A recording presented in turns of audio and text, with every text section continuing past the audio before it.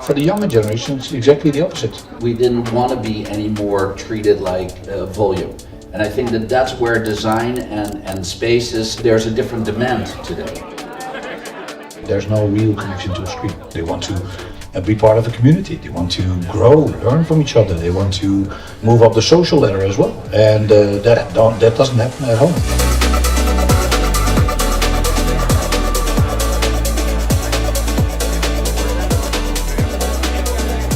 The office should be relatable, and it should relate to the brand. That experience, that invitation, that's something that can be very powerful. That's where the physical place is really important. I think the next upcoming trend is human interaction, HI. That's where offices really stand out, because everything else is via screen. But back in the days, it was a default for us to go to the office. I remember when I went back from university, I went into the first office that was at L'Oréal back then, and it was just normal the way that you went to school 5 days a week. You went also to Workspace 5 days a week. You saw every day the same people. You had coffee machine, sort of. You had tea and water. You had these little pantries that were really in the last kind of possible corner of the office space where you could actually gossip. That was a really nice thing, by the way. That was really nice. And this was kind of, even though I'm making now fun of the facilities back in the days, right? There was something core essential that I remember I met colleagues, I made friends that I'm still friends with now, even though it was not a perfectly designed office space. And then sort of like, for me, COVID hit, and you suddenly are kind of back at home alone, and you feel really like disconnected from your colleagues. And I think a lot of people maybe can feel the same as I did back then. And I think what then changed is suddenly you found the beauty in this, right? It's like flexibility. You can work anywhere, everywhere. And I think this is where I want to tap into to also get your opinion on how it was for you, this change, and if you experienced that personally in the same way that I did, or in a different way. So I'm starting with Elmar because you're looking really curious. It's absolutely true. I think everyone felt that. It was a shift in, I think if you look at it from a different perspective, it was a shift in leadership, a shift in a power shift. First, before COVID, there was a dominant employer-branded power situation. The employer told you should come to the office, you should this and this and this, and dictated more and more. During COVID, that shifted completely. So that actually, most employers said, well, you have to see for yourself because you cannot come to the office, it's not allowed. And that also allowed for a lot of people to get used to that different power shift, as they are now able to plan and schedule their work more than used to. And now employers want people to come back to the office, but it's really hard to get that to let loose of that new rights that employees actually experience. So now I think it's, for me, as I experience it, it's a new shift for employers to fight really for their employees, to fight for a particular culture, to be a brand, to be something that people want to be a part of. Much more than before. It was a little bit lazy, more or less. And now it's combined with the scarcity of talent.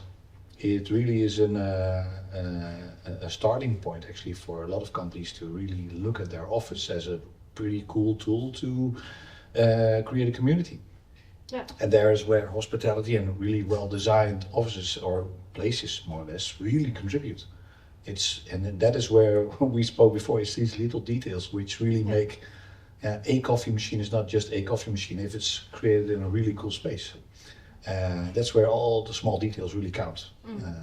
And from a market perspective, I think it's now for a lot of employers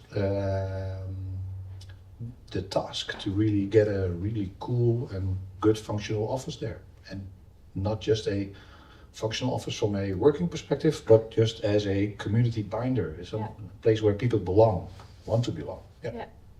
Casper, from an architectural point of view, you were laughing when I was saying the pantry was at the very last corner of the office, and that's where you kind of met. How did you see the shift from architecture back then to what you see now happening? Well, I was more interested in the gossip part. In the, That I was thought, exciting. we have to design something for yeah. that again. Yeah, no. Look, from our perspective, if you ask also our own experience, right? Yeah. And I think in a design studio, things have been a bit different always than common offices. And I think before the whole work at home situation started, we were already trying to get rid of, actually it's a funny thing. So there's the Workspace design show soon in London. Yeah. And one of the themes we're going to talk about there is the office dead? Right? And I had to already think about that sentence. I thought, no, the office was dead. It's coming alive now. For many years, the office was an office and actually quite a dead space, just like you described. And but yeah, before that, we've already been pushing for let's make a nicer place to be for people.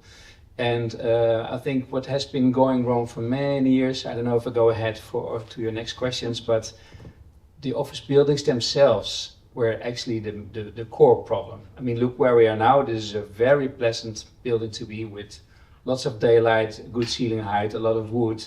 I mean, I wouldn't mind at all to come here every day to be here at work because it's such, we call it a lekker gebouw in Dutch. And thank God that happens more and more.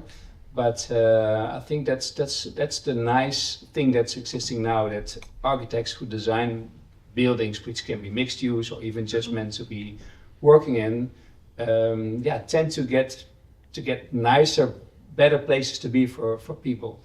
And then our task as interior designers is not just easier, but the starting point is so much better. So looking back to 10 years ago and now, I think that's a big shift. Well, I experienced it quite different. I think that the office back when was more habitual. We just went there like cattle. We went off and we did our thing, and we accepted the spaces and where we ended up, and we didn't think twice about it. And I think that evolution set in already. Technology changed quite a bit. So, video calls were there already prior to COVID. And it started to make a big intro. And let's face it, the world has become quite a bit smaller. So to hop over for a meeting to anywhere in Europe was normal, or for a day to the Middle East or the US East Coast is fine also. So I think that we saw that there was already a change in behavior. And I think that COVID put that on steroids. So COVID really pushed that to the extreme, and everybody ended up at home. And everybody realized, hey, I like better to work in my pajamas. I might do a decent top on so that I look a little, better in, on the video call. Some forgot. But I think that we liked the home again, but we also missed the social component. Yeah. But coming back to the office, we were spoiled cattle. We didn't want to be anymore treated like volume. And I think that that's where design and spaces and there's a different demand today. So I think that is a little bit the experience that I had. Yeah, and when you say that people are actually coming back now, why would they come back now? Like, what do you, in your experience, what do you see now? Is it like policies? I mean, we hear that in the news everywhere, right? Some companies ask for 5 days back to the office. Is it people that actually truly want to come back for connection? What do you see as most I think that companies sort of try to switch back and get control again. And I think that a lot of brands want to make sure, your L'Oreal experience was also about brand and living the brand and being amongst each other and being effectuated by that. And I think that brands want that and companies want that, to have that interaction, and they can only get that really in the offices. Some go extreme all back to the office, some give it a little bit more of a hybrid situation, 3 days a week or pick your days or whatever it may be. But I think that the reality has become is that if you look at office buildings, 40-50% of the workspace is being utilized because we have changed our habits so much. So there's a lot of things that we need to keep track of that we rent a lot of space that goes to waste. How do we use it more effectively? Can we co-share and co-use things? So yeah, we need to apply our minds to rethinking what we need to do with office space. Yeah, I totally agree with you. But also it's a really important task for employers to be attractive as an employer. And so be the employer of choice, and that is not just. And design helps a lot. But it's also facilities, amenities, also being part of an active community instead of just being part of a brand. You want to be part of your team as well. You want to feel the team. It's really hard to be part of a team if a team is only digital. There's no real connection to a screen. That's where the physical place is really important. And therefore it must be designed really well. You must really attend to it and keep up with it. It's kind of like your hotel experience. The guest that you're fighting for on a daily basis, or more or less the employee that you're fighting for to lure back to the office day by day. And it's a hard battle because for a lot of people, especially older generations, to be fair, they have a pretty good home situation where the office is, well, it's a tough place to go to because everything is at home, they have space, everything. For the younger generations, exactly the opposite. And they want to be part of a group, as a lot of young people want to. They want to be part of a community. They want to grow, learn from each other. They want to move up the social ladder as well. And that doesn't happen at home. So therefore the office is really important. And I totally agree with you. I have a thought of my own. It's the 7-day office concept, and I will explain later on if anyone's interested. But it's not about working 7 days a week. It's a leadership change. So it's allowing people to be at the office when they want to be at the office, and allow people to live their lives the way they want. And therefore, from a real estate perspective, it's making use of the office way more than the 30 or 40% of which is actually now. It's really low, and it's a really bad business case. Sorry, Mark, for the office, but it's in general, everyone that owns office, it's a bad office space. So you really need to push to, and therefore, I think your design, which I've been part of for now, it's really helping to lure people back to the office. Do you want to add on to that one, Elmar? Well, I was thinking at the same time that being an interior designer for Workspaces, every project you start with, they all have a different start. And at some point you get into the flow of the design, and you find the design language that fits with the building and the people. And at some point you try to create not just very analyzed things, but also just beautiful things, right? And we are often talking about what an office should be and how it should be about belonging and all the words that come along. But beauty is a very wide word. You can say some small thing is very beautiful, but also a whole ambience can be beautiful. And I think that ticks the box where a place where you love to come, not just like to come, where you love to come. You imagine you're at home. Am I going to the office today or not? Yeah, I would love to go to the office. That experience, that invitation, that's something that can be very powerful. And I had a little chat with you, Michael, just before the session, and obviously talking about the citizenM, and you had a very good example about. I don't know. I don't want to take your words away, but I just love what you said. Is that you said, okay, if you're abroad as a businessman or a businesswoman and you have a meeting with somebody there, business meeting, would you invite somebody to your hotel in general? Well, that's a big no, right? Unless you're in maybe a super 5-star or whatever. But in the citizenM concept, with this big lounge, with all this diversity of furniture and the bit cool vibe, you actually would do that. And then I said to you, why if you just flip the bedrooms to focus and collab rooms, you have the same concept in an office. And that invitation that comes from the hotel concept, can be in its own way also in the office concept. I think that's the best way to move forward. Totally agree, and I think what Casper, what you said is like the thought of like, would I love to go to the office? Yes. Brings us to the topic today, right? It's like the heart of the office. This is essentially what when we speak of 𝐶itizenM now as an example, this is actually what you're creating, right? It's like a pulsing heart, I want to say it, where people want to interact, want to have conversations, want to work, or maybe just have a drink together, right? And this should also be a part eventually of the new office space where people don't only go for work, but actually for more than that. And there my question, like, what should this heart fundamentally, in your opinion, enable of the office? For me, I think the office should be relatable. So if I work usually for a larger corporate, so it's a very diverse group of people. Yeah.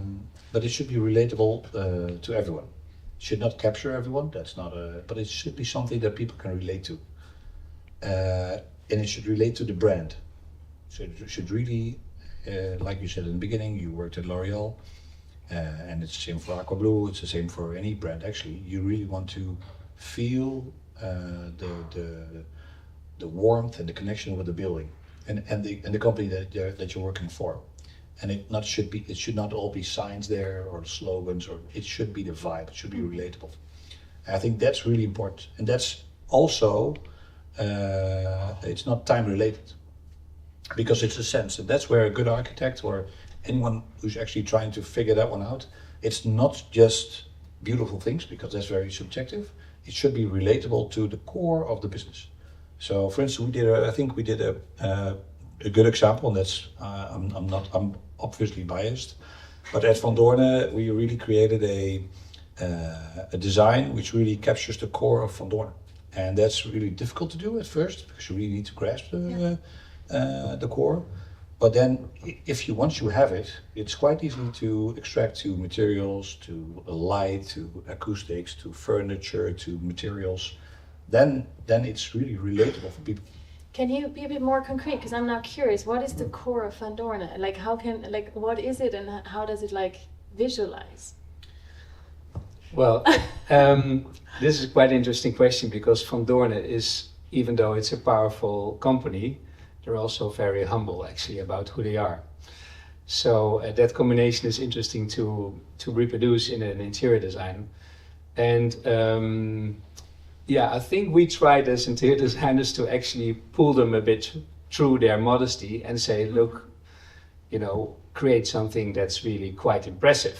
Not showing off, but quite impressive. And when you come into that central hall as a starting point, you directly get curious for what else is in this building. And hey, I like to be in this corner, and oh, there's up the stairs, what's happening over there? And every space where you enter, it's recognizable. So it's not corporate recognizable that it's in the same building, same organization. Mm-hmm. But every time you find a new surprise and a new angle and a diversity, and so from being humble, it gets to very inviting and very embracing, even to the people who are working there or visiting there. That's how I analyze what happens. I agree, and for everyone who doesn't know Van Doorne, Van Doorne is one of the top 8 lawyer firms in the Netherlands. It's a corporate firm with approximately 450 lawyers. Anyone knows the lawyer business, it's high-end. And in that case, it's Champions League as in budget, it's Champions League as in stakeholder management, it's Champions League and expectations as well. So it's very high competitive area. But in that scene of law firms, it's also quite new and refreshing that Van Doorne is actually quite modest. I totally agree with you. Yeah.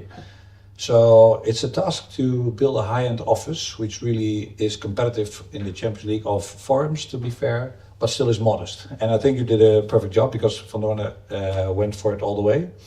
But it's grasping the core of any company, and if you can translate that to a design, and not just design, but also services and the way you treat your employees as guests, I think that's a very good comparison.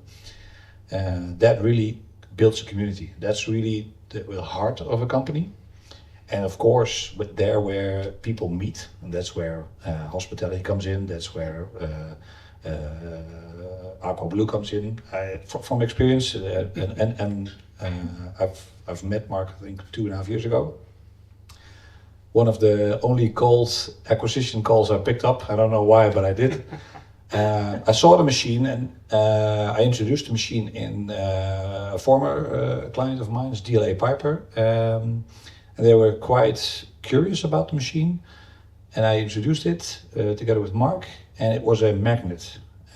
We placed it in 2 different places in the building, very unusual places. So on the 4th floor, out of any route that you might envisage, and people actually went there. So therefore, if you really have good coffee or a good hydration bar, of anything that is of really high value or quality, and people will go for it. People also want to be part of that. They think, my company allows me to have this. And that's the same for really nice furniture as well. If you have a really good art collection or really good furniture, if you allow people to make use of it, that's where the identification comes in.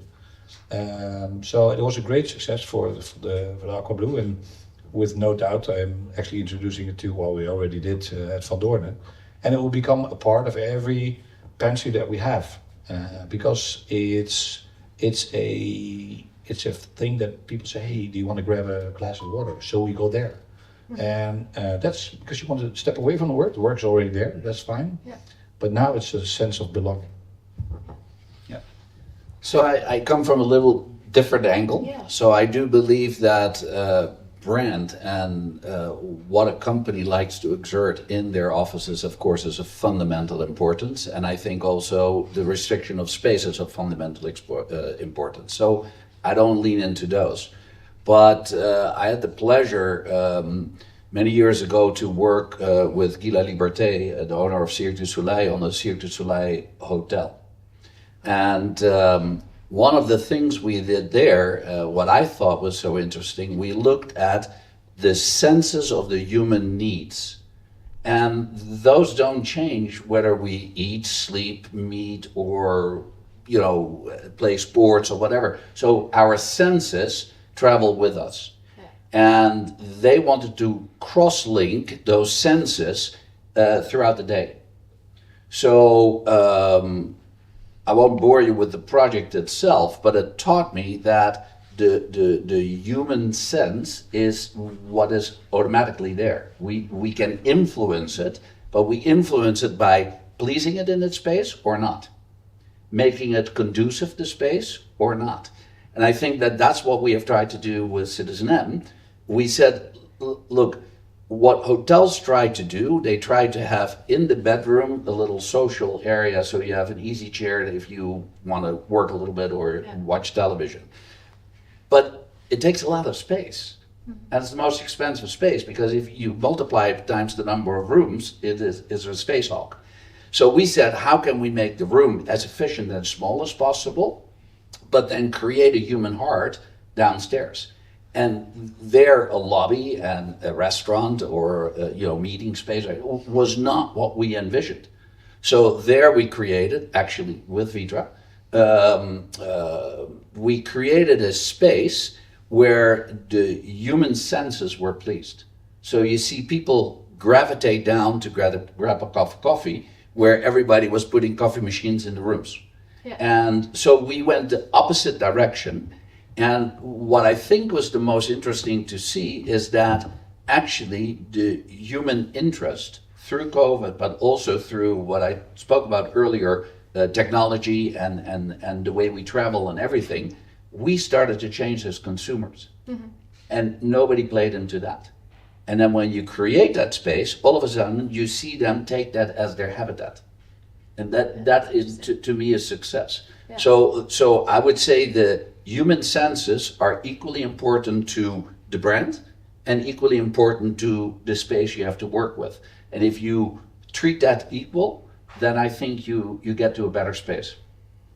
Super interesting, and especially when you think of people actually have to pay to stay within a citizenM, right? I mean, they put their own money there to to live, work, or stay there. Obviously, you can bring people from the outside in to stay and for coffee or whatever. But in the end, they're also paying the coffee.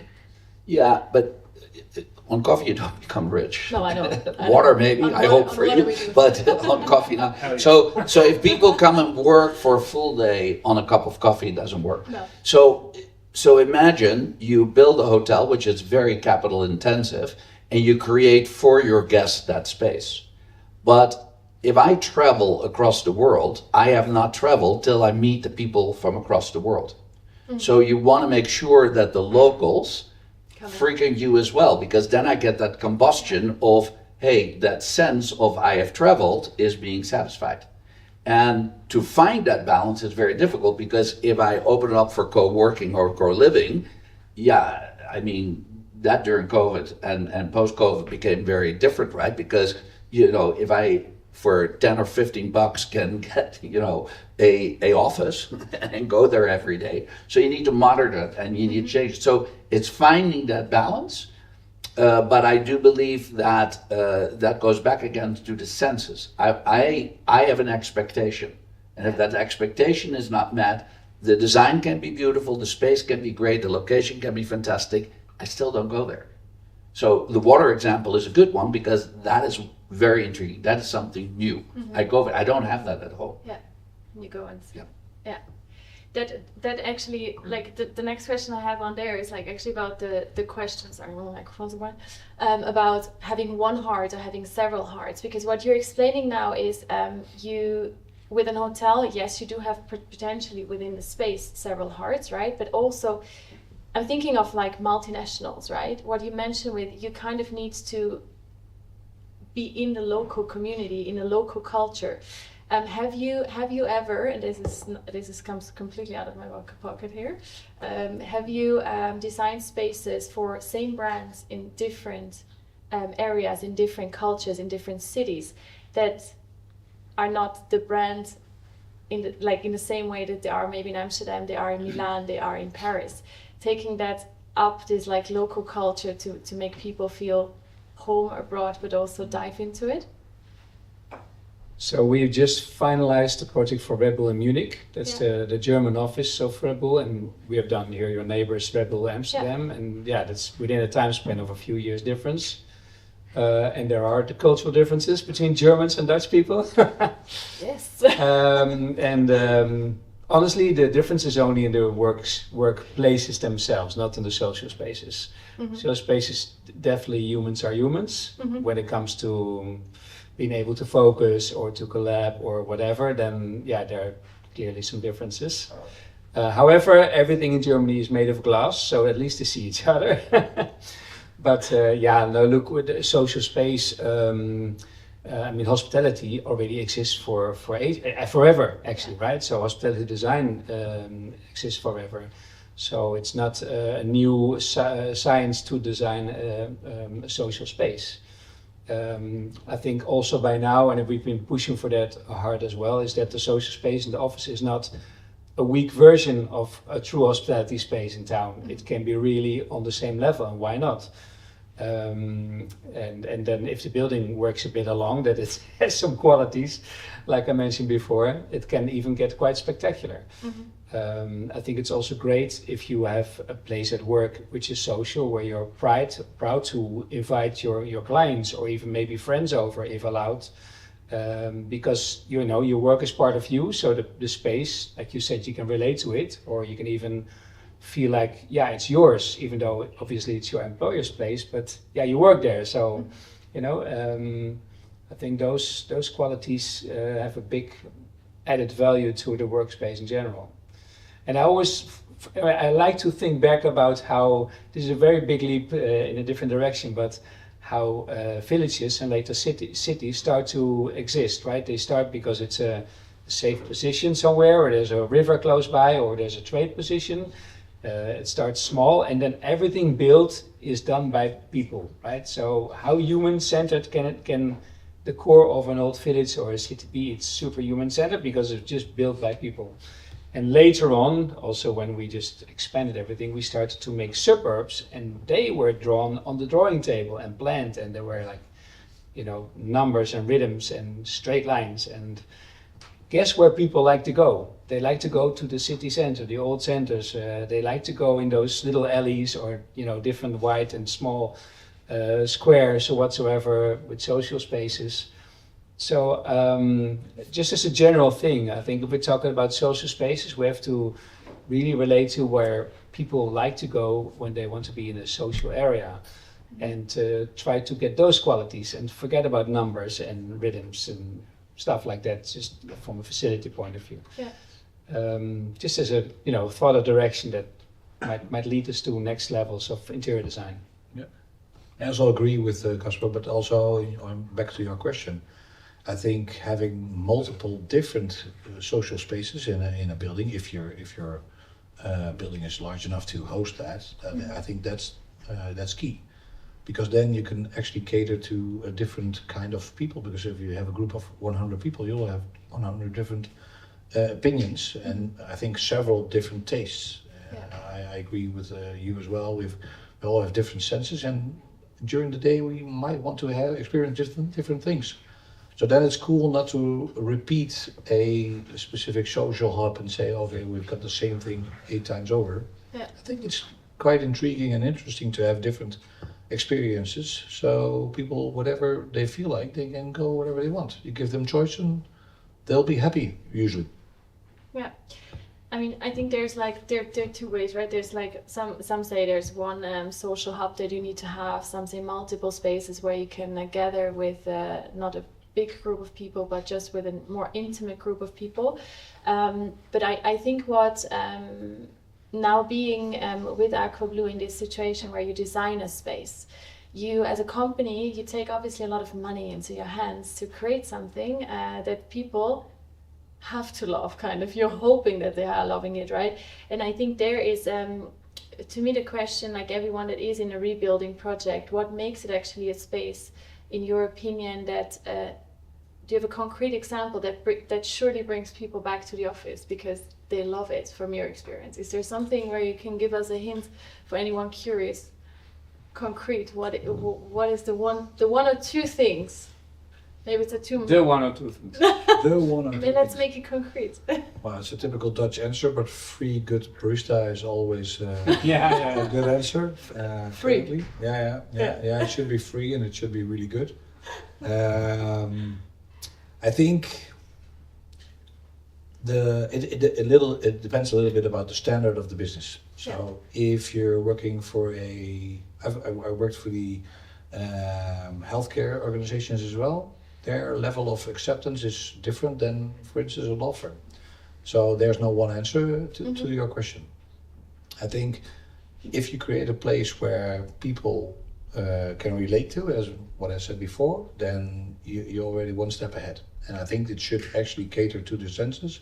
So, but it's also a bit of a commodity. So good acoustics, good Wi-Fi should be really there. Good acoustics is also very helpful for people to feel, oh, this is a good place to work. And everything you design should be good at what it is designed for. Yeah. I'm totally against the one option that can do all, because it's usually a compromise between a lot of things. Yeah. So actually, if you build an office which is focused on focused work, it should be really good at that. Yeah. And then people will actually love it because it does that. And if you want to collab, you should have a space where a lot of energy comes together and where you can really collaborate. If you try to grasp everything into one, it's usually a compromise, and I'm against that. Yeah. Well, I think that there is a need to zoom out further. I think that in order to bring people back to the office, we need to think of generations as well, the different needs of generations. So although brand and what we said, the needs are different, but I think generational also. Mm-hmm. I have been working for the past 4 years on a project in Saudi, the line, mm-hmm. and there we redefine city life into vertical living. And what you see there is that all of a sudden you don't get neighborhoods anymore.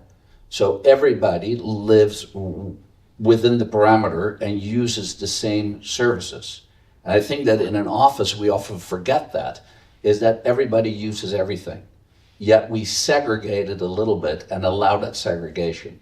And I think that the human need is against that, and especially generational is against that. So the need of generations need to be represented, I think, in the design for them to want to come to the office and there to be a new office space. I've never designed an office, so I'm not maybe the best to sit up here, but I do believe that if you have spaces, they need to be functional. So we have a lobby that will look everywhere the same, yet the function of it is quite different. So we have hotels that are more leisure individual, we have hotels that cater more to group volumes or whatever may be the case, and then you need to scope it in such a way so that the functionality is covered, but it doesn't affect what you create. And I would say that in the future of the office, I would look for that whereby people stick out their necks a little bit more and go to the client and say, listen, if you want to be successful, then there's much more that you need to take care of than just your brand and the space and the design. It's about your people. And if they don't feel comfortable there, you can try to make it, mandatory or whatever. They will not show up.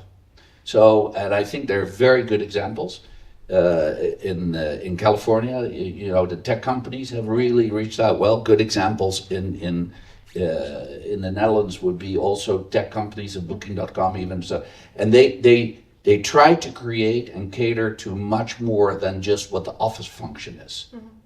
I believe in that. Yeah, I think that's a no-brainer actually to make the office very inviting, since we're talking about the social heart. Yeah. Is that it's just right at the entrance. Whenever you enter your building, the first place you come in is that, because if it's on level 3 on the back, right, you might go there, but you might also not go there.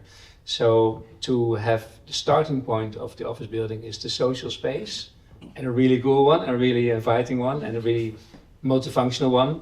That I think is key to make a building a big success and a big invitation for people to come as often as they want. And of course, if you're a bit of a quiet person and you like to, sit quietly on your own, fine, that's not a problem. You enter that space and you go to the room. But the other way around, that person would most likely never go to that, almost never to that social space. So I think the first space, that's why our Habitor idea comes from, is like it's literally the home of the organization. So that's where you come in, you feel this is our place, and then you go to wherever space or whatever you want to do in the building.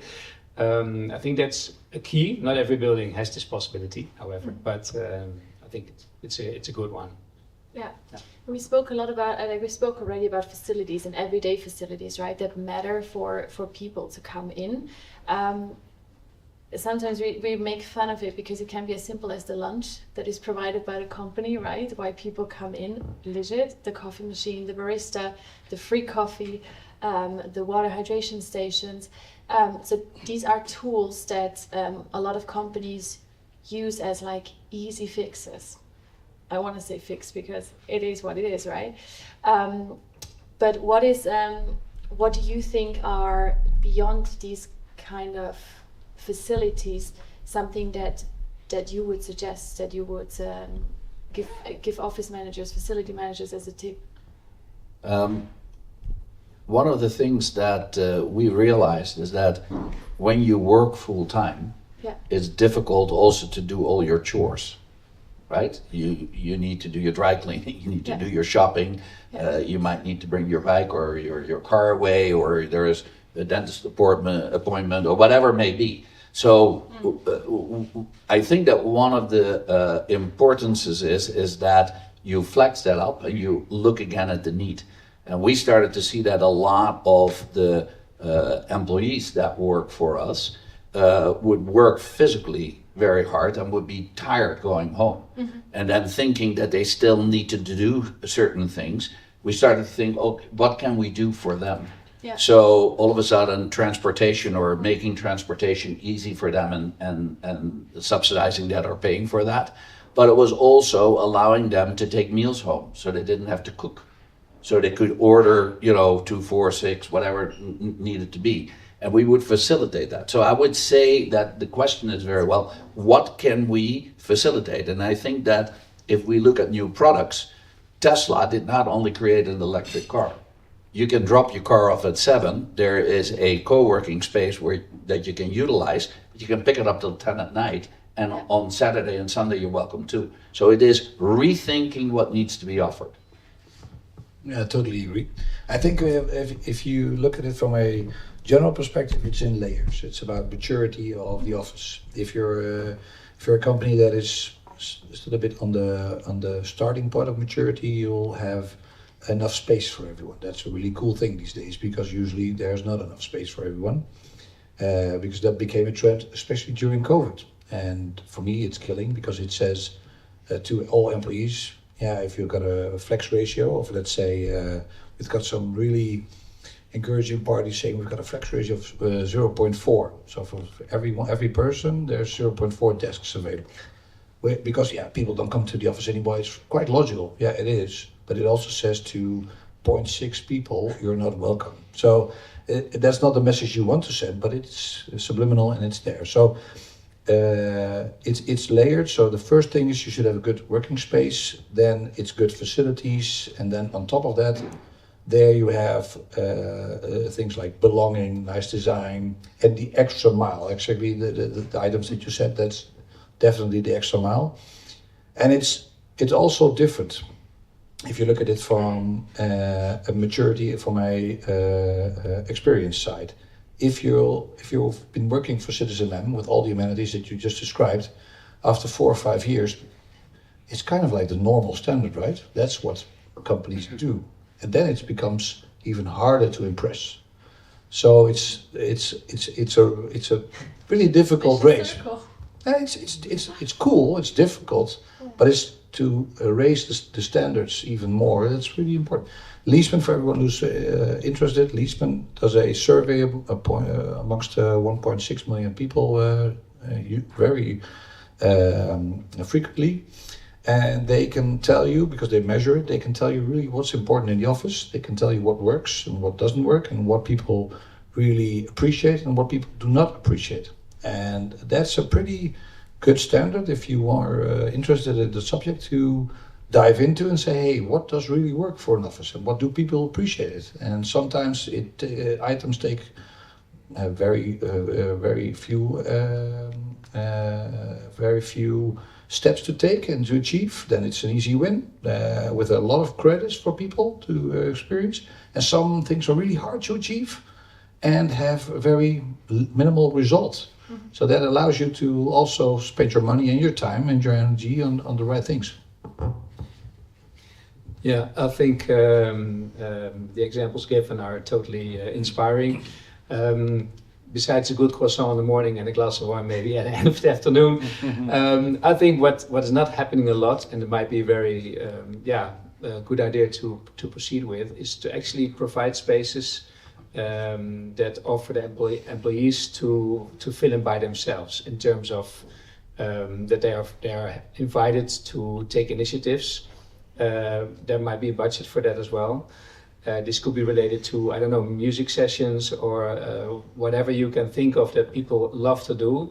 I think it's, definitely from my perspective, from an interior design perspective, it's a bit odd to think that I know what the people of the client organization want to have in their workspace.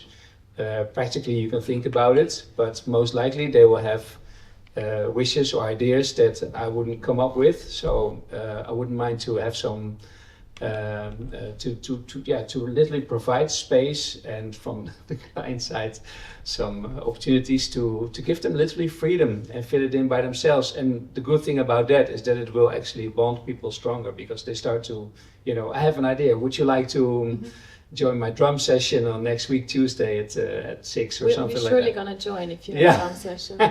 There we go. So that could be a good one, yeah. And what are dominant assumptions that you want to challenge of this is a good office space? I'm sure that you hear a lot of clients that are like, if we need this and this and this and this, because we know that this works. What would you want to challenge? Well, it's difficult to mention a particular office because not everybody has been there, but let me describe what it is. I believe that whatever the percentage of usage is of an office, there's never 100% usage. And what I also believe is that the usage is measured between 9 and 5. Well, those buildings are 24/7, 365. So how can we extend office use and make it efficient? I've seen an office space whereby through technology, this can be office 1 in the morning on Monday morning, Monday afternoon it can be somebody else's, and it actually flips. All the technology facilitates that. And all of a sudden, if I do business with Australia or California, I can use the office space at a different time against a different price. And because I take less than 100%, I might take a little premium, but for the office itself, in its totality, becomes very lucrative. Yeah. So I do believe there's a balance between technology and what we utilize, and then indeed creating that social component whereby that those human senses are met. And I do believe that you need to show your color. Who am I and who do I attract? So that people with similar interest end up in the same place. Otherwise, it becomes odd. Yeah. So that would be the description of a cool office for me. Nice. Yeah, I totally agree, especially about showing color, because I think that is where successful companies will be even more successful in the future. I totally agree. What you explained is also part of my 7-day office concept, by the way, so I don't know where you heard that before, but we agree. Explain it. Yeah, I will try to do that. What a 7-day office concept to me is a space or a usage of the office where we get rid of the boundaries of 7 to 5 or 9 to 5 actually. We allow people to direct their own schedules.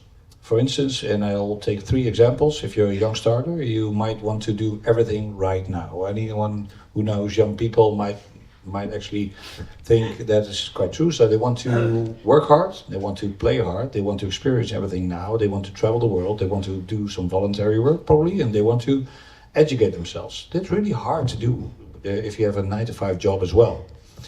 And the 7-day office concept is quite literally making use of the office, which is already paid for 7 days a week, because it's paid for 365. The Wi-Fi is there 7 days a week, 24/7. The heating, it doesn't really close off, so it's there, and security doesn't sleep as well. So it's not an extra cost to open up the office. You just need to do some measurements. But then, if you look back at the examples, the young starter could actually work during the weekends for, let's say, 12 to 14 days a year, right, on the 52 weekends we have, and then allow yourself to be able to travel South America for a much longer time than just the 25 days you get in your normal contracts, right? You're actually allowed to do deep dive into Asia, or to really, or to be more able to do some well-being, to take time for yourself. That's something. Young parents, the same thing. If you're a young parent, you really want to be a good parent. You want to bring your kids to school or daycare or whatever, and you want to pick them up as well. But especially in competitive areas where I now work in, it becomes a stress factor, because you want to be there on time on every location, and it's impossible. But especially if you're able to come back to the office and experience a good office in the weekend, which is already there. It's only the lights are off. But if you can use it, and you can probably ask your grandparents to take care of the kids, or the partner does that, it allows you to free up your mind, and it lowers your stress, because there's no stress factors, no disturbances. You can really have a really productive day, free of cost for the employer, and really good for the employee. So they can still enjoy a good work-life balance during the week, and just for that day on Saturday. And I think if you look at it from a higher perspective, you look at aspects like that as in being employer of choice. It's opening up that debate, because the building is already there. If you pay for a good design, which is usually still a bit of money, and furniture and equipment and facilities, why not make use of it 7 days a week? At least try to. It's not trying to let people work 7 days a week, it's give them freedom. So it's the whole shift in work-life balance. And that's what I think is the future going to be like, because Young people, they have a hard time getting a house, or at least a home, a place which they can call a home. If you look at Japan, Tokyo, New York, it's really difficult to do that. So the working environment becomes an even more important part, where they spend a lot of their active hours during the day. Nice. Why not make use of it? Yeah. Yeah, and then let's make it look a bit different, right? Oh, absolutely, absolutely. Nice. Cool. This was my last question, and I know that dinner is being prepared, and but I still wanna give the audience or someone of you, if you have any questions, they're here to answer any question that you have. Is there anyone who has a burning question on their lips that wants to ask it? Otherwise, obviously, you can always do it over dinner. I think I have one, Of course. which is a very, very controversial topic. Can I give you the microphone? Then everyone can hear you. It's a bit warm. It's nicely warm. It's nicely warm. I would like to hear your thoughts about open office scheme, because it is controversial. There are some people who thrive in that environment. There are many of us that hate it to the bone. So I would like to hear your thoughts from the design point of view, also from the social and yeah, the corner of the mind that you can visit to provide some clearance if it's where we are heading, or if it's just where we are at the moment and there is still some development to be done. Question. Okay, let me It's answer from my perspective. I think, look, during the years we have had many clients of which the board decided let's change to open plan office, and each time we have such a project, there are employees who start to say, oh, we cannot work there and whatsoever. And like you said, people are different. Some really thrive there, some don't, or some really cannot stand it. So my design point on that is simply you have to provide all kinds of spaces. If the majority is open, fine, but make sure there's enough smaller rooms and even very private rooms. And why not? I mean, it's a logical balance you have to find, and it takes some research up front in that organization what that balance should be. Sometimes it goes a bit over the top. That literally was one project for only 100 people and they wanted 36 phone booths. And I said, well, you know what that cost. Yeah. But yeah, it's like, you know, it's funny that you put that question, because it's the question that's been put like forever, since somebody once in the 70s most likely thought, you know what, let's take away the wall. And each project needs the attention and the care to find the right balance for that organization. I think it's ridiculous to just throw through somebody's throat, say you have to work in an open space. But that said, I've also experienced that many people who can be on the barricades up front later are sitting in those open spaces and actually like, you know what, I don't want to go back to any room anymore. So yeah, that balance is something to find, and yeah, you can push a bit for sure. If I may add, it all comes down to a really well-designed office. So there are many examples of really well-designed open offices, and there are, I think, more examples of very poorly designed open offices. And that is also a massive contributor to success. What I do think, and I just want to mention this, and it's connecting to the previous discussion that we had, if you want to compete with the home office, where people are really able to close off and concentrate, but you want people back into the office because you want to join our forces, then that will be a bit of an answer to your question, because the home office is really good in concentration. It's really good at facilitating your personal needs instead of being able or being part of a group and having to listen to each other and also ignore your neighbor or whatever it works in an open office space. So if you want to compete with that, if you want to bring people back to the office, I agree with Casper fully. You should offer them choice. If you offer them choice, you will have less stress. You will have, happier employees, have better experiences. But be mindful about the strategy that you have on the future for the upcoming years. If you think, and I think large companies do try to achieve that now, is getting people back in the office, because that's where it happens. That's where magic exists, and magic doesn't really exist through a screen through home. It can allow you to do some work there. I totally agree with that, but days on an end doesn't really contribute to a company. So then I think That's another extreme. Yeah. no, it's absolutely, yeah. I think that the essence lies in open. So we know that we need to create some volume. So the open space became good. I think that everybody likes the social component of it. So open is good, but open is not good for us humans. We need some coziness around us. We need some boundaries, and we need some shelter around us. So I think that this is an open space, but I would work here all day long because it's an open space that has human proportions. So if open is human, then I think open will facilitate all the positive, the social component, the efficiency, and everything else. If open is open and you get lost in it, yeah, then it's a lost cause. Thank you. Do we have any other question? Well, I'm running. Thank you. I would like to ask you, how do you think the interaction, the AI, how can change the interaction between in the offices environment? Maybe one of you guys can pick the question, and otherwise, if there's another question, we can go a bit faster through it.